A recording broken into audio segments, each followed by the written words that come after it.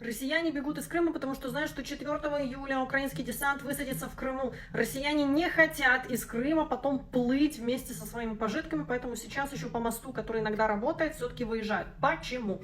21 июня, когда случилась эта огромная атака, все россияне были предупреждены, в том числе посольство США предупреждали о том, что что-то великое грядет, и реально Крым просто весь горел. Куда ни посмотри, весь Крым просто в огне. Сейчас точно так же предупреждают о 4 июля, и так как 21 июня уже сбылось, то россияне знают, что шутки с зеленским украинским правительством плохи. А еще 4 июля это что? Это День Америки, поэтому Крым, скорее всего, будет, ну, не то чтобы взят, но операция по возвращению Крыма официально начнется 4 июля, чтобы подарок Трампу такой сделать, чтобы показать Трампу о том, что вот мы можем, мы сказали, Крым будет наш в 26 году, Крым будет украинский в 26 году. Поэтому россияне сейчас без бензина, без продуктов продолжают хоть как-то выезжать из Крыма. Я помню, как в 2014 году все россияне перлись в Крым, нелегально заезжая с территории России. Это нарушение вообще любой конституции. Россияне перлись отдыхать, расслабляться. Они просто счастью своему поверить не могли, что у них из-за вот какой-то периферии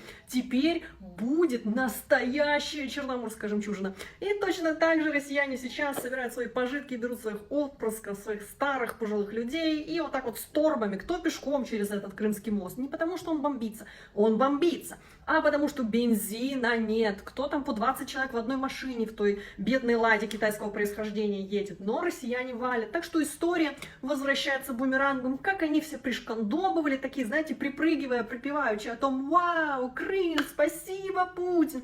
То сейчас такие: «Спасибо, Путин, Крым». Сейчас нас перестреляют всех на этом Крымском мосту, там мы останемся. Место захоронения — Керченский мост. Ну это просто звучит даже.